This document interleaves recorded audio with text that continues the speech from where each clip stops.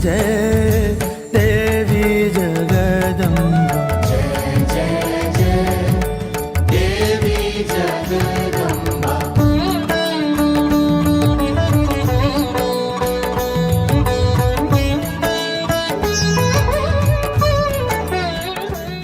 हे माँ, हर जगह विराजमान और माँ सिद्धिदात्री के रूप में प्रसिद्ध अम्बे, आपको मेरा बारंबार प्रणाम है।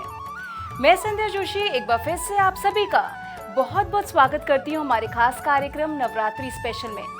यूं तो हमारा जीवन भी एक आराधना है और आराधना से ही हमें शक्ति मिलती है और शक्ति का ही रूप माँ दुर्गा है। आज नवरात्रि के आखिरी दिन यानी नवमी को माँ सिद्धिदात्री की पूजा का विधान है। साथ ही नवरात्र के अंतिम दिन रामनवमी भी मनाई जाती है। इस दिन कई भक्त अपने घरों में कन्याओं को बिठाते हैं और उन्हें भोजन कराते हैं। तो चलिए माँ सिद्धिदात्री सौभाग्य आरोग्य प्रदान करे, इसी कामना के साथ आज के कार्यक्रम का शुभारंभ करते हैं और सबसे पहले जानते हैं कन्या पूजन का शुभ मुहूर्त। महानवमी पर कन्या पूजन का शुभ मुहूर्त। इस साल महानवमी 30 मार्च 2023 को मनाई जाएगी। हिंदू पंचांग के अनुसार 29 मार्च को रात 9:07 पर नवमी तिथि आरंभ होगी, जिसका समापन 30 मार्च को रात 11:30 पर होगा। गुरुवार का दिन अत्यंत शुभ है कन्या पूजन के लिए। मार्कंडेय पुराण में 8 सिद्धियों का वर्णन किया गया है। जो भी भक्त श्रद्धा भाव से नवरात्र में माँ सिद्धिदात्री का दर्शन पूजन करता है, उसे सभी सिद्धियों की प्राप्ति होती है। माँ सिद्धिदात्री दुर्गा का वो स्वरूप है जिनकी उपासना देवों के देव महादेव ने भी की थी। देवी पुराण के अनुसार भगवान भोलेनाथ ने भी माँ सिद्धिदात्री की कृपा से सभी सिद्धियों को प्राप्त किया था। इनकी अनुकंपा से ही शिव जी का आधा शरीर देवी का हुआ था। यही कारण है भगवान शिव अर्धनारीश्वर नाम से भी प्रसिद्ध हुए। ऐसी है माँ सिद्धिदात्री की महिमा। तो चलिए विस्तार से समझते हैं हमारे परम आराध्य विक्रमादित्य जी से। नमस्कार, स्वागत है आपका आचार्यवाणी में। मैं आचार्य डॉक्टर विक्रमादित्य आपके साथ हूँ। नवरात्र भारतीय संस्कृति में ये सिद्ध मुहूर्त हैं जो ऋषियों के द्वारा बड़े सुंदर तरीके से उनको अलंकृत किया गया है नवरात्र के रूप में। और इन दिव्य दिनों में माँ भगवती का जो स्तवन करते हैं, व्रत रखते हैं, अपनी आकांक्षा माँ भगवती के श्री चरणों में उपस्थित करते हैं, उनकी मनोकामना सिद्धि होने के योग बन जाते हैं। नवम दिवस जो नवरात्र का है वो सिद्धिदात्री देवी का है। सिद्धिदात्री देवी जो है संपूर्ण, जैसा उनका नाम है, समस्त मनोरथों को सिद्ध करने वाली, अणिमा गणिमा महिमा लघिमा, इन सब की सिद्धियों को देने वाली माँ भगवती है। इस संसार में समस्त प्रकार के मनोरथों को सिद्ध करने वाली भगवती है। समस्त देवतागण इनके श्री चरणों में इनको नमन कर कर वहीं उपस्थित रहते हैं। माँ की हर बात निराली है, माँ का हर रूप निराला है। माँ सिद्धिदात्री 4 भुजाओं वाली है, इनका वाहन सिंह और आसन कमल का है। माँ के एक हाथ में सुदर्शन चक्र है और एक हाथ में गदा, तो एक हाथ में कमल का फूल, एक हाथ में शंख सुशोभित है। ये जीवन में नवचेतना भर देती है। कौन है ये भगवती? प्रश्न उठता है, कौन है भगवती? शास्त्र में दुर्गा सप्तशती के 2 अध्याय में एक कथा आती है। जब इस संसार में समस्त प्रकार से महिषासुर नाम के राक्षस ने अपनी संपूर्ण इस सृष्टि पर आधिपत्य स्थापित कर लिया था, कोई और रास्ता नहीं बच रहा था, तब कहा जाता है कि देवता इत्यादि समस्त जो शक्तियां थी, त्रिलोकी की समस्त शक्तियां जो थी, वो एक आकाश मार्ग में उपस्थित हुई और चिंतन कर रही थी इसका मार्ग कैसे निकले, कैसे हम विचार इन सबसे विजय प्राप्त करेंगे। तब कहा जाता है कि जब सब मंत्रणा कर रहे थे तो उन सबके शरीर से एक तेज निकला और आकाश में एक प्रकाशमय पुंज में स्त्री रूप में वो परिवर्तित होता चला गया। भगवान विष्णु के शरीर से, शिव के शरीर से, ब्रह्मा के शरीर से, इंद्र के शरीर से, सबके शरीर से एक तेज निकला, बुद्धि से, विचार से एक तेज निकला और वो आकाश में आच्छादित हो गया और एक स्वरूप ले लिया स्त्री का। वो संहारक शक्ति, वो कल्याण करने वाली शक्ति माँ भगवती मातृत्व स्वरूप में वहां उपस्थित होती है और वो चमत्कार उपस्थित करती है। कहा जाता है कि समस्त देवताओं ने अपने जितने आयुध थे वो भगवती को वहां प्रदान किए और उस महाशक्ति ने इस संसार में उन देवताओं के कष्टों को दूर करने के लिए उस राक्षस, उस महिषासुर जो आधा महिष के स्वरूप में था, आधा आदमी के स्वरूप में था, उसका संहार किया।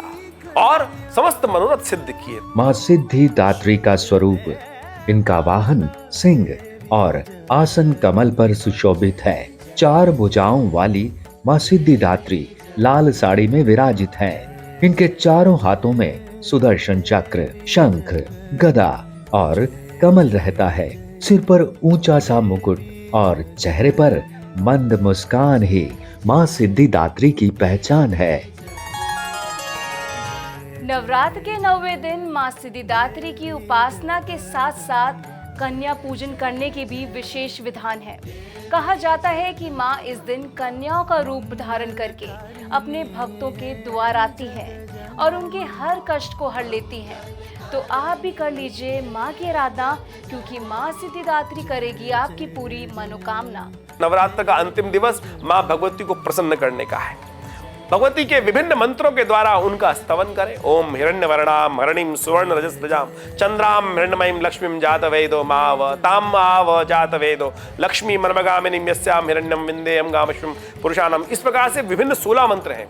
16 विभिन्न प्रकार की भगवती को आहुतियां, विभिन्न प्रकार की सामग्रियां उपस्थित की जाती हैं, स्नान कराया जाता है, वस्त्र अर्पित कराए जाते हैं। फिर इन 16 मंत्रों के द्वारा विभिन्न प्रकार के लाल वस्त्र भगवती को अर्पित करें, स्वर्ण भगवती को अर्पित करें, स्नान कराएं, पुष्प इत्यादि कमल के पुष्प भगवती को अर्पित करें। उनके जो मिष्ठान है, संपूर्ण प्रकार के जो भोजन हो सकते हैं वो भगवती को अर्पित करें, भगवती की आरती उतारें। उस दिन कन्या रूप में विशेष तौर पे कन्याओं का पूजन किया जाता है। 9 कन्याओं का पूजन करके उनका आशीर्वाद लें, उनको वस्त्र इत्यादि, उनको भोजन इत्यादि कराएं, वस्त्र देव। कैसे करें सिद्धिदात्री की पूजा? माँ सिद्धिदात्री को भोग में हलवा व चना का विशेष महत्व है। इसके साथ ही पूरी, खीर, नारियल और मौसमी फल भी अर्पित कर सकते हैं। हम में राम, तुम में राम, सब में राम समाए, और सबसे कर ले प्रेम जगत में कोई नहीं है पराए। नवरात्र के 9वें दिन रामनवमी पूजन भी किया जाता है। कहा जाता है कि मर्यादा पुरुषोत्तम भगवान राम का जन्म हुआ था। इस दिन राम दरबार की पूजा करने से भक्त को धन दौलत, प्यार, परिवार के साथ हर तरह की सुख की प्राप्ति होती है। तो चलिए भगवान राम के विराट स्वरूप के बारे में विस्तार से समझते हैं। इस संसार के सुप्रीम पावर भगवान राम का जन्मदिन प्रत्येक वर्ष रामनवमी के दिन मनाया जाता है। इस बार रामनवमी 30 तारीख को यानी 30 मार्च को रामनवमी है, जिस दिन भगवान राम का जन्मोत्सव भव्य तरीके से मनाया जाना चाहिए। श्री रामचरितमानस में हनुमान जी बहुत सुंदर शब्दों में जब आते हैं लंका से तो कहते हैं जामवंत जी के साथ, जामवंत जी कहते हैं कि तुम कृपाल जापर अनुकूला और ताहि न व्याप त्रिविध भवसूला, दैहिक दैविक भौतिक तापा और राम राज में काहू ही व्यापा। चाहे वो दैविक प्रकोप हो, चाहे वो दैहिक प्रकोप हो और चाहे वो भौतिक प्रकोप हो, तीनों प्रकार के ताप और तीनों प्रकार के पाप भगवान राम के आशीर्वाद से नष्ट हो जाते हैं। तो जिस दिन भगवान का जन्मदिन है, आप लोग जानते होंगे, उस दिन सभी प्रकार के जो ग्रह इत्यादि थे वो अनुकूल हो गए थे। चंद्रमा को सुंदरता छोड़ सकती है, समुद्र अपनी सीमाओं का उल्लंघन कर सकती है, लेकिन भगवान श्री राम जैसा पुत्र अपने पिता के लिए वचन को नहीं तोड़ सकता। ऐसी है भगवान श्री राम की महिमा। रामनवमी पर भगवान राम की आराधना करने से जीवन में आया हुआ हर संकट टल जाता है, हर विपत्ति दूर होती है और श्री राम के चरणों में भक्त को स्थान मिलता है। तो आखिर क्या करेंगे जिससे आपको मनवांछित फल की प्राप्ति हो, कोई भी मनोकामना हो? मेरे बहुत सारे प्रोग्राम में लोग मुझसे पूछते रहते हैं कि साहब अगर मनोकामना पूर्ण करना है तो हमें क्या करना चाहिए? तो आपको क्या करना है, एक तो 11:30 बजे से पूजन प्रारंभ कर देना है। 12 बजे भगवान राम का जन्म हुआ था दिन में, ऐसा माना जाता है। 30 मार्च को रामनवमी है। 11:30 बजे से आपको पूजन प्रारंभ कर देना है। भगवान को सुंदर सजाइए। भगवान राम की कोई तस्वीर, कोई फोटो है, बाल स्वरूप वाली मिले तो बहुत अच्छा है। सुंदर सजाइए, जैसे अपने बच्चे का जन्मदिन मनाते हैं वैसे जन्मदिन मनाने के लिए पूरा तैयार कीजिए।